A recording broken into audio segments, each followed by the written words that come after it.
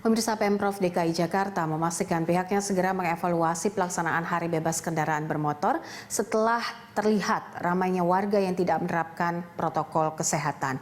Sejumlah pihak termasuk pemerintah pusat menyayangkan hal ini dan masih banyak warga yang abaikan protokol kesehatan.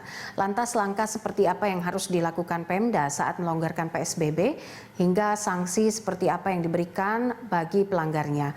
Guna membahasnya telah bergabung bersama kami melalui sambungan Skype, ada Pak Hermawan Saputra, pengamat kebijakan kesehatan Indonesia, sekaligus beliau juga merupakan pengurus Pusat Ikatan Ahli Kesehatan Masyarakat Indonesia. Pak Hermawan, terima kasih sudah bergabung. Oke, saya langsung saja kejadian HBKB pada tanggal 21 Juni 2020 kemarin.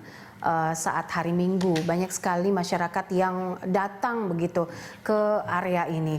Ini tercatat juga oleh gugus tugas bahwa banyak pelanggaran yang terjadi.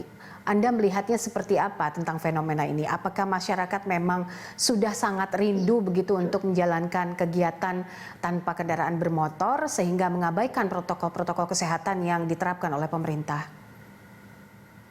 Baik, terima kasih Mbak Popi. Pertama, saya harus menyampaikan bahwa PSBB transisi yang dilakukan oleh pemerintah DKI ini cenderung disalah maknai oleh kita sebagai masyarakat dan juga karena adanya inkonsistensi pernyataan-pernyataan dari pemerintah seperti pemerintah DKI sendiri. Nah, PSBB transisi ini kadang dikatakan sebagai PSBB longgar. Sebenarnya kami dari perspektif kesehatan masyarakat tidak begitu tepat kalau dikatakan PSBB longgar. Dari perspektif kebijakan, PSBB itu sejak awal adalah bentuk intervensi longgar. Jadi kalau dilonggarkan lagi itu sebenarnya sama aja maknanya semacam kebebasan atau kemerdekaan yang dipahami oleh masyarakat. Maka itu adanya pembukaan-pembukaan termasuk HBKB, kemudian pembukaan kawasan wisata seperti Ragunan, Ancol sebenarnya di luar ekspektasi yang kami inginkan dari perspektif kesehatan. Karena keramaian pada kebutuhan-kebutuhan tersier ini bukanlah sesuatu yang sangat dibutuhkan. Yang ingin kita katakan bahwa PSBB itu seharusnya dijadikan optimalisasi kebijakan. Hanya saja kalaupun ada pengecualian pada prioritas tertentu itu sifatnya pelenturan. Bukan sebagai pelonggaran, jadi lebih tepat dikatakan pelenturan, Mbak Popi. Maka sangat Pak Hermawan, jadi lebih tepatnya seperti apa? HBKB ini harusnya dihapuskan saja untuk sementara, kemudian taman rekreasi juga ditutup saja, karena tadi kan bilangnya ini kan bukan sebuah kebutuhan yang utama begitu, sehingga bisa menimbulkan sebuah klaster baru dari penyebaran COVID-19. Ya, betul sekali. Jadi hal-hal yang sifatnya tersier ini bukan kebutuhan yang mendasar atau bukan kebutuhan primer. Oleh karena itu kita melihat dari sisi prevalensi kasus COVID, di mana di DKI sendiri yang namanya positive rate, angka kesakitan untuk COVID ini masih lebih dari 4%, bahkan masih fluktuatif kadang lebih dari 5% hingga 6%. Jadi kalau kita lihat kenaikan dalam seminggu terakhir pun itu sangat fluktuatif.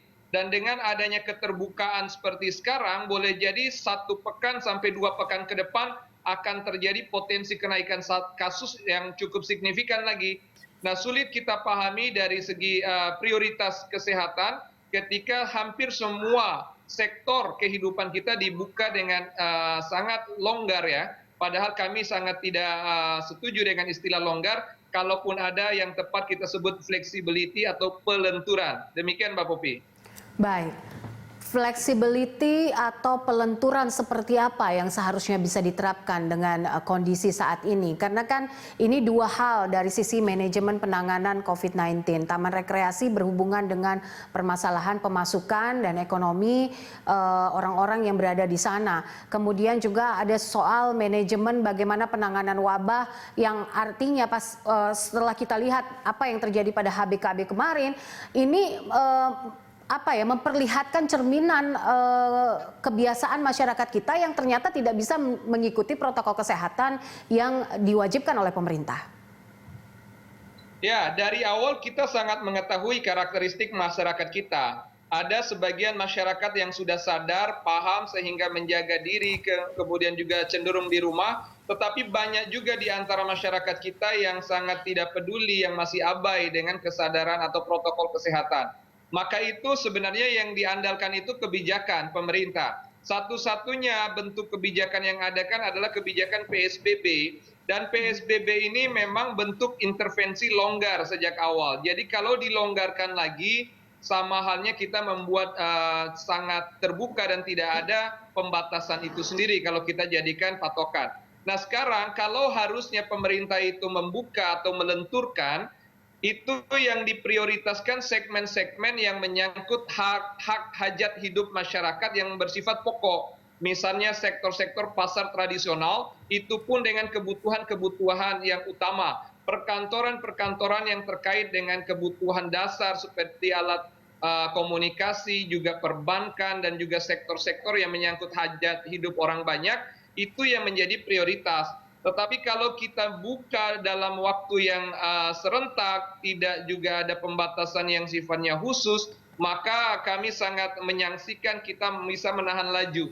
Mbak Popi, syarat utama dalam menuju kenormalan baru itu adanya pengontrolan terhadap kasus atau transmission control. Kalau transmission control ini belum terwujud di Indonesia, apalagi juga di DKI saja belum mampu kita kontrol dengan baik. Kasus-kasusnya masih terjadi, insiden tiap hari cenderung naik dan fluktuatif. Jadi kita syarat pertama aja menurut WHO kita belum mampu penuhi dengan baik sebenarnya. Maka itu kebijakan pelonggaran pun kita belum bisa katakan sudah bisa untuk setiap sektor kehidupan kita. Baik, oke. Jadi kesimpulannya adalah yang pasti penerapan kembali PSBB dengan kondisi yang terjadi saat ini. Pak Hermawan, terima kasih untuk waktunya bersama kami di Prime Time. Pemirsa, kami kembali usai jeda.